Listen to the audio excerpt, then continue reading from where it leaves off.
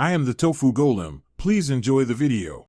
In this video, I will explain how to delete your QuickBooks account.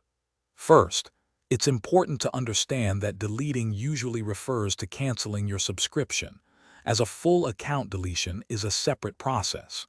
Before you begin, make sure you are logged in as the primary or company administrator.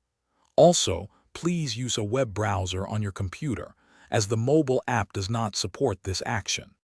Before canceling, it is crucial to back up your financial data.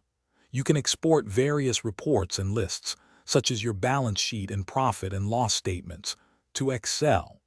Remember to also download your customer, vendor, and product or service lists. After cancellation, you will have read-only access to your data for 12 months, but exporting ensures you have a permanent copy. Now let's walk through the cancellation steps.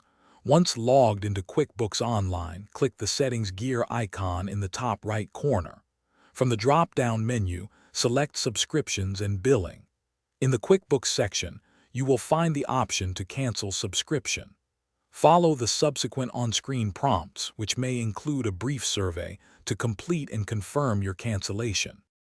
After you cancel, your QuickBooks subscription will remain active until the end of your current billing period.